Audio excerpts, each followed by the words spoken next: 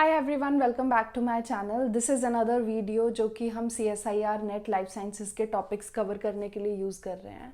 तो आज का जो टॉपिक है वो है क्रोमैटिन रीमॉडलिंग के बारे में, जो बहुत बहुत ज़्यादा इंपॉर्टेंट टॉपिक है आपके एग्जाम के लिए। तो इस टॉपिक की इस वीडियो को बिल्कुल भी स्किप मत करना, बिल्कुल एंड तक देखना, तभी जाके आपके इससे रिलेटेड कॉन्सेप्ट्स क्लियर होंगे और तभी जाके आप एग्जाम में जो भी क्वेश्चन पूछा जाएगा वो ईजिली आंसर कर पाओगे। तो चलो शुरू करते हैं। तो सबसे पहली चीज़, क्रोमैटिन होता क्या है। तो क्रोमैटिन जो होता है कुछ इस तरीके का दिखता है। तो क्रोमैटिन बनता किस चीज़ से है? क्रोमैटिन इस तरीके का यहाँ पे आपको दिखता है एंड ये डीएनए से बनता है। When ever the DNA is basically wrapped around histones. Histone proteins होते हैं जो कि पॉजिटिवली चार्ज होते हैं, डीएनए जो नेगेटिवली चार्ज होता है। ये डीएनए इन हिस्टोन प्रोटीन्स के ऑक्टामर की साइड, मतलब 8 हिस्टोन प्रोटीन्स का एक ग्रुप होता है, एक क्लम्प होता है जिसके अराउंड डीएनए रैप होता है और एक स्ट्रक्चर बनाता है जिसे हम न्यूक्लियोसोम बोलते हैं। This nucleosome then forms chromatin. जब ये नॉन हिस्टोन प्रोटीन्स के साथ NHC बोलते हैं इन्हें, नॉन हिस्टोन क्रोमोसोमल प्रोटीन्स, इनके साथ मिलके क्रोमैटिन बनाता है। एंड ये क्रोमैटिन जो होता है आगे जाके कुछ लूपिंग शो करता है, लूप्स बनाता है और फिर जाके एक प्रॉपर क्रोमोसोम आपको देखने को मिलता है। अब बात आती है कि क्रोमैटिन इस तरीके से बनता है। अब क्रोमैटिन के टाइप्स भी होते हैं। कौन कौन से टाइप्स होते हैं? तो आपके पास एक होता है जिसे हम हेटेरोक्रोमैटिन बोलते हैं, एक जिसे हम यूक्रोमैटिन बोलते हैं। अब दोनों में क्या डिफरेंसेस है वो आपको कुछ यहाँ पे बताए हुए हैं। तो हेटेरोक्रोमैटिन क्लोज्ड क्रोमैटिन कॉन्फर्मेशन होती है, मतलब कि वो एक्टिव नहीं होता है। तो यहाँ पे बेसिकली जीन जो होती है वो रिप्रेस्ड होती है। यूक्रोमैटिन ओपन क्रोमैटिन कॉन्फर्मेशन होती है, यहाँ पे जीन्स एक्टिवेटेड होती हैं। एक्टिवेशन या रिप्रेशन का यहाँ पे मेनली मतलब है ट्रांसक्रिप्शन से रिलेटेड, यानी उस डीएनए का ट्रांसक्रिप्शन होगा या नहीं। अगर वो डीएनए हेटेरोक्रोमैटिन की फॉर्म में है तो नहीं होगा, लेकिन अगर वो यूक्रोमैटिन की फॉर्म में है तो वहाँ पे बेसिकली ट्रांसक्रिप्शन एक्टिवेशन होगी, ट्रांसक्रिप्शन आपको देखने को मिलेगा। तो ये चीज़ें आपको पता होनी चाहिए। नेक्स्ट बारी आती है ये जानने के लिए कि व्हाट इज़ क्रोमैटिन रीमॉडलिंग। जो हमारा कॉन्सेप्ट है आज का वो होता क्या है। तो बेसिकली आपको पता होना चाहिए कि ये एक प्रोसेस है जिससे क्रोमैटिन को रीमॉडल किया जाता है, मतलब उसके अंदर कुछ चेंजेस किए जाते हैं, कुछ डायनामिक मॉडिफिकेशंस की जाती हैं जिससे कि वो कंडेंस्ड से अनकंडेंस्ड या अनकंडेंस्ड से कंडेंस्ड फॉर्म में कन्वर्ट हो जाए। यानी आप डीएनए को रिप्रेस्ड से एक्टिवेटेड फॉर्म में या एक्टिवेटेड से रिप्रेस्ड फॉर्म में कैसे लाओगे? इन क्रोमैटिन रीमॉडलिंग प्रोसेस के थ्रू। ठीक है। अब ये क्रोमैटिन रीमॉडलिंग प्रोसेस में कुछ प्रोटीन्स इन्वॉल्व होते हैं क्योंकि वही उस जीन को एक्टिवेट करेंगे या रिप्रेस करेंगे। उन्हें हम क्रोमैटिन रीमॉडलर्स बोलते हैं, वो हम आगे पढ़ेंगे। नेक्स्ट पॉइंट जो इससे रिलेटेड है वो ये कि सिंपली इसे आप अनलॉकिंग द डीएनए बोल सकते हो। मतलब आपके सेल को, डीएनए को अनलॉक करना है ताकि उसे रीड करा जा सके टू फॉर्म आरएनए, उसे कॉपी किया जा सके ड्यूरिंग रेप्लिकेशन प्रोसेस एंड उसे रिपेयर किया जा सके जब भी डीएनए को रिपेयर की ज़रूरत है। तो अनलॉक करना आप इसे बोल सकते हो। यहाँ पे जो मेन प्लेयर्स होते हैं वो रीमॉडलिंग कॉम्प्लेक्सेस होते हैं जिसमें वो रीमॉडलर प्रोटीन्स आते हैं। एटीपी होती है क्योंकि उन्हें एनर्जी चाहिए होती है रीमॉडलिंग के लिए, एंड हिस्टोन प्रोटीन्स इन्वॉल्व होते हैं जिनके अंदर कुछ मॉडिफिकेशंस होती हैं जिसकी वजह से ये पूरा रीमॉडलिंग प्रोसेस हो पाता है। आज की जो क्लास है वो सिर्फ क्रोमोसोमल जो क्रोमैटिन रीमॉडलिंग है उससे रिलेटेड है। हम हिस्टोन मॉडिफिकेशंस की यहाँ पे बात नहीं कर रहे हैं। हिस्टोन मॉडिफिकेशंस पे अलग से एक वीडियो आएगी क्योंकि वो भी एक बहुत इंपॉर्टेंट टॉपिक है, बट आज के लिए सिर्फ क्रोमैटिन रीमॉडलिंग है। अब इसे आप यहाँ से देख सकते हो तो आप ऐसा लगा सकते हो कि हिस्टोन जो है, हिस्टोन के अराउंड पे ये सारे रीमॉडलर जो प्रोटीन्स होते हैं ग्रीन और पर्पल वो आके अटैच हो गए हैं और वो क्या करेंगे, हिस्टोन को एज अ पुली, जैसे हम क्या करते हैं उसे बेसिकली एक व्हील की तरह आप मूव करोगे तो ये रीमॉडलर्स उसे मूव करेंगे ताकि जो भी डीएनए था जो पहले एक्सेस में नहीं था अब वो एक्सेस में आ जाए, या फिर पहले वो एक्सेस में था टू दी ट्रांसक्रिप्शन फैक्टर्स या आरएनए पॉलीमरेजेस या डीएनए पॉलीमरेजेस ड्यूरिंग रेप्लिकेशन, तो उनके एक्सेस में आ जाए। पहले वो रिप्रेस्ड था क्योंकि वो एक्सेस में नहीं था, अब वो एक्सेस में आ जाएगा क्योंकि वो हिस्टोन प्रोटीन मूव करके रीमॉडलर कॉम्प्लेक्सेस जो होते हैं वो डीएनए को एक्सपोज कर रहे हैं, या फिर एक्सपोज था तो उसे वापस से कवर अप कर रहे हैं। तो ये काम होता है पूरा क्रोमैटिन रीमॉडलिंग के दौरान, एंड ये सारी प्रोसेस एटीपी डिपेंडेंट होती है। This point is very very important. अब हम जानते हैं कि रीमॉडलिंग इम्पॉर्टेंट क्यों है, क्यों ज़रूरी है। तो सबसे पहली चीज़ तो जीन एक्सप्रेशन, जो अभी हमने बोला कि ये प्रमोटर या एनहेंसर रीजन को एक्सपोज कर देता है, डीएनए को एक्सपोज कर देता है ताकि ट्रांसक्रिप्शन शुरू हो सके। डीएनए रेप्लिकेशन के लिए, क्योंकि ये रेप्लिकेशन का जो ओरिजिन होता है ORI, उसे भी एक्सपोज कर देता है, उसे भी डीएनए को ओपन कर देता है। डीएनए रिपेयर के लिए भी ज़रूरी होता है ताकि रिपेयर मशीनरी, जो भी प्रोटीन्स वहाँ पे डीएनए रिपेयर के लिए ज़रूरी हैं, वो आके एक्सेस कर सकें डीएनए को। एंड रिकॉम्बिनेशन के लिए भी ज़रूरी होता है ताकि रिकॉम्बिनेशन का जो एंजाइम होता है रिकॉम्बिनेज, वो एक्सेस कर सके होमोलोगस डीएनए को, और तब जाके जो भी बीच में रिकॉम्बिनेशन होना है, एक्सचेंज होना है जेनेटिक मटेरियल का, वो हो सके। सो ये टोटल सारी इंपॉर्टेंट पॉइंट्स हैं जो क्रोमैटिन रीमॉडलिंग करता है। नेक्स्ट जानते हैं कि ये कॉम्प्लेक्सेस होते कौन कौन से हैं और कौन से मेजर वाले हैं जो आपको पूछे जाते हैं, ठीक है। तो आपके पास याद रखना है 4 सब फैमिलीज होती हैं इन कॉम्प्लेक्सेस की।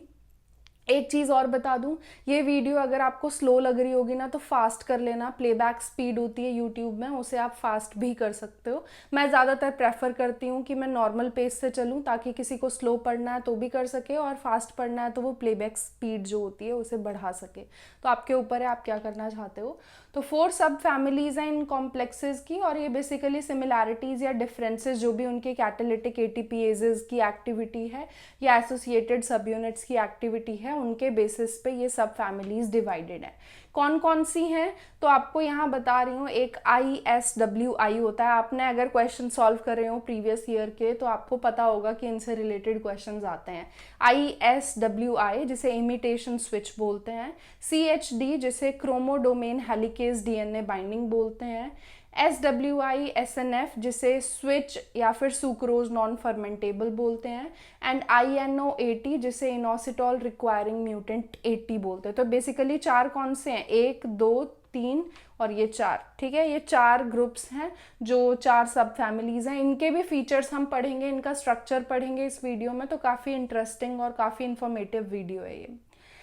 नेक्स्ट ये चीज़ जान लेते हैं कि cell type specific and developmental specific remodellers होते हैं। ऐसा नहीं है कि सभी सेल्स को सेम टाइप के रीमॉडलर्स की ज़रूरत होती है या सभी ऑर्गेनिजम्स को सेम टाइप के रीमॉडलर्स की ज़रूरत होती है। उनके जो भी कॉम्प्लेक्सेस होते हैं वो बेसिकली इन 4 सब फैमिलीज़ में आते हैं, बट डिपेंड करेगा कि किस सेल को कौन सी डेवलपमेंटल स्टेज में कौन सा रीमॉडलर चाहिए, सबका सेम नहीं होता है। नेक्स्ट चीज़ ये भी कि इनके पास ATPase डोमेन होता है, और वो ATPase डोमेन होता है जो कि ATP बाइंड करता है और ATP की हेल्प से सारी प्रोसेस जो है वो कैरी आउट करता है। तो ये सारे जो होते हैं इनके ये SWI2 SNF2 फैमिली ATPases से बिलोंग करते हैं, एंड ये DNA ट्रांसलोकेशन में हेल्प करते हैं, DNA को मूव करेंगे जिससे कि रीमॉडलिंग पॉसिबल हो पाएगी।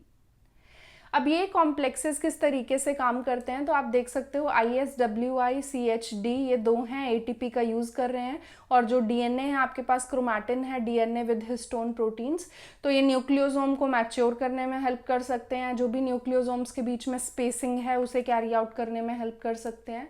देन SWI SNF वाले भी ATP यूज़ करेंगे और क्रोमैटिन को एक्सेसिबल बनाते हैं, ताकि या तो हिस्टोन डाइमर कोई अगर है, डाइमर नहीं होना चाहिए तो आपको पता होना चाहिए ऑक्टामर होता है हिस्टोन्स का। सो अगर डाइमर है तो उसे इजेक्ट करेंगे, अगर न्यूक्लियोसोम है अगर उसमें से कुछ पोर्शन रिमूव करने की ज़रूरत है तो उसमें हेल्प कर सकते हैं, या न्यूक्लियोसोम को स्लाइड करना है क्योंकि बहुत पास हैं तो वो भी कैरी आउट करने में हेल्प कर सकते हैं। देन INO80 जो होता है ATP यूज़ करता है, न्यूक्लियोसोम एडिटिंग में हेल्प करता है। तो अगर हिस्टोन एक्सचेंज करना है, गलत हिस्टोन आ गया है न्यूक्लियोसोम के पास तो उसे कैरी आउट करने में हेल्प करते हैं। सबसे पहले जो सबसे फर्स्ट सब फैमिली है वो ISWI है। तो इसके पास जो ATPase डोमेन होता है उसमें 2 रेक ए लाइक लोब्स होती हैं, ये इंपॉर्टेंट चीज़ है। बीच में उनके इंसर्शन सीक्वेंस होता है, तो 2 रेक ए होगा, बीच में इंसर्शन सीक्वेंस होगा, डायग्राम दिखाऊंगी एंड में।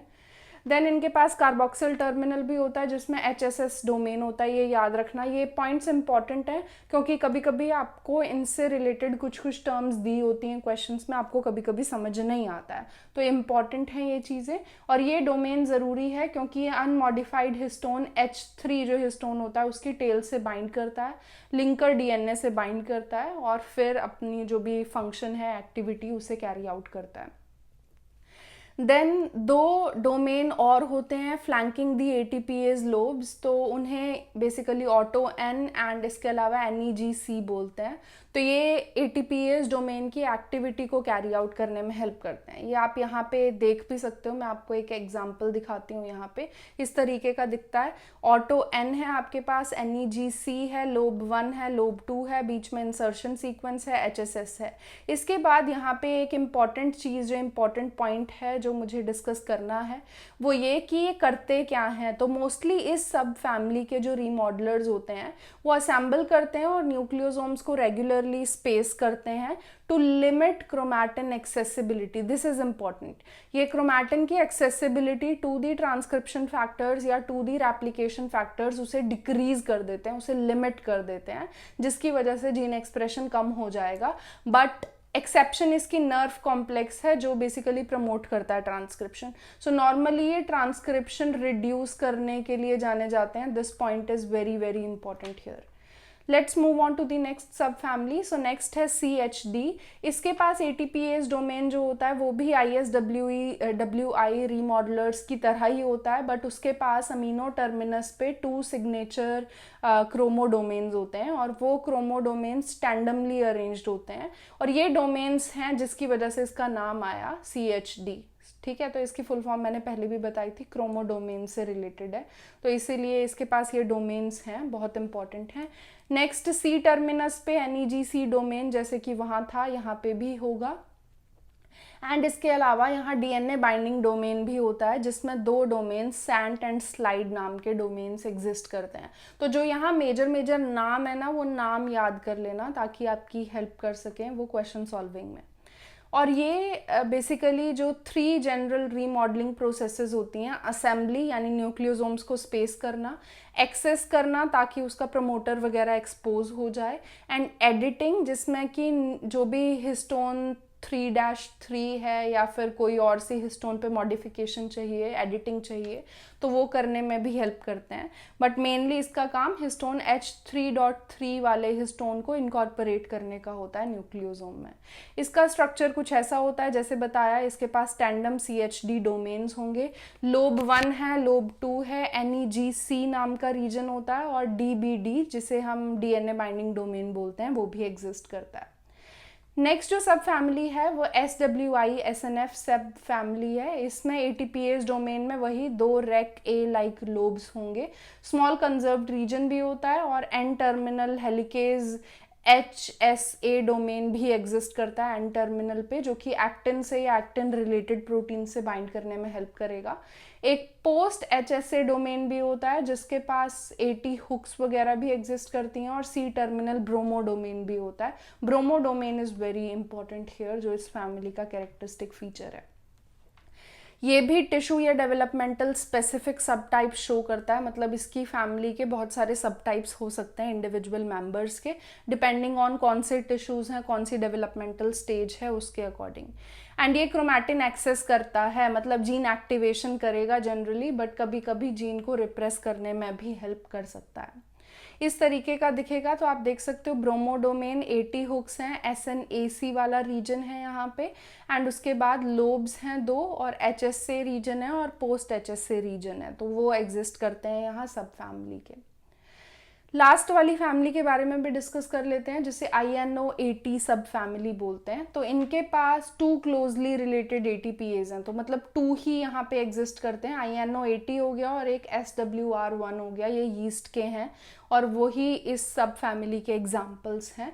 और इनके पास एक लार्ज इंसर्शन होती है बिटवीन रेक ए लोब्स। सो रेक ए लाइक लोब्स होंगी यहाँ पे और उनके बीच में लार्ज इंसर्शन होता है।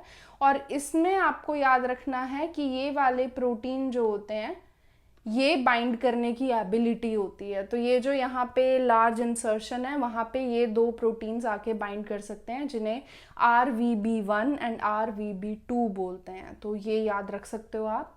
इसके अलावा यहाँ पे एन टर्मिनस में HSA डोमेन भी होता है, वही एक्टिन बाइंडिंग वगैरह, एक्टिन रिलेटेड प्रोटीन की बाइंडिंग वगैरह में हेल्प करता है। और एन टर्मिनस तो मेजर क्या क्या है, एन टर्मिनस है, RVB1 RVB2 है और C टर्मिनस है। ऐसा स्ट्रक्चर इसका होता है और ये क्रोमैटिन एक्सेस करने में हेल्प करता है। तो बेसिकली ये ट्रांसक्रिप्शन को बढ़ाएगा। तो आप याद रख सकते हो कौन सा ट्रांसक्रिप्शन बढ़ा रहा है, कौन सा रिप्रेस कर रहा है, इंपॉर्टेंट चीज़ है।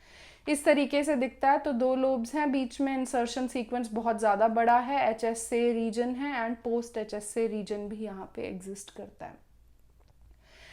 तो ये कुछ चीज़ें थी। अब इसी से रिलेटेड थोड़ा देख लेते हैं किस तरीके से ये काम करते हैं। तो आप यहाँ देख सकते हो ये DNA है आपके पास, यहाँ पे H3H4 टेट्रामर्स आए हिस्टोन के, या H2A H2B वाले डाइमर्स आए और रैंडम डिपोजिशन जो है वो हो गया। ठीक है, बाद में ये प्रोटीन्स ISWI-CHD आके उनकी रेगुलर स्पेसिंग में हेल्प कर सकते हैं। तो न्यूक्लियोसोम मैच्योर हो जाए और उनके बीच में प्रॉपर स्पेस हो, उसमें हेल्प कर सकते हैं। दूसरा, क्रोमैटिन एक्सेस में कैसे हेल्प करते हैं। तो ऐसे क्रोमैटिन आपके पास था, SWI SNF आएंगे, ATP यूज़ करेंगे, क्रोमैटिन को ऑल्टर करेंगे। तो इरेगुलर स्पेसिंग जो थी वो एग्जिस्ट कर रही थी पहले। अब इरेगुलर स्पेसिंग को बेसिकली या तो इरेगुलर स्पेसिंग करवाएंगे, रीपोजिशनिंग करेंगे, उसकी स्पेसिंग को वापस से ठीक करने की हेल्प करेंगे, या न्यूक्लियोसोम को निकाल देंगे, कोई एडिशनल आ गया है तो, या हिस्टोन डाइमर इविक्शन भी कर सकते हैं। तो डाइमर जो है उसे रिमूव करने में भी हेल्प कर सकते हैं या ऐड ऑन करने में भी हेल्प कर सकते हैं। तो क्रोमैटिन को एक्सेस करना है बस, ताकि ट्रांसक्रिप्शन फैक्टर, एप्लीकेशन फैक्टर्स आके बाइंड कर सकें। देन न्यूक्लियोसोम एडिटिंग, तो इसमें INO80 है आपके पास, हिस्टोन एक्सचेंज में हेल्प कर सकता है। तो बेसिकली न्यूक्लियोसोम में हिस्टोन गलती से कोई और आ गया है तो उसे रिप्लेस करने में हेल्प करेगा INO80। सो ये ओवरऑल फंक्शन था। डिफरेंट सब फैमिलीज़ के एग्जाम्पल्स मैंने आपको बताए। यही था आज की क्लास में, जिसमें मैंने आपको रीमॉडलिंग के बारे में बताया, क्रोमैटिन किस तरीके से रीमॉडलिंग शो करता है। ये बहुत इंपॉर्टेंट सब क्लासेस हैं और बहुत ज़्यादा क्वेश्चंस इनसे पूछे जाते हैं। तो इसे ज़रूर इस वीडियो को ढंग से देखना।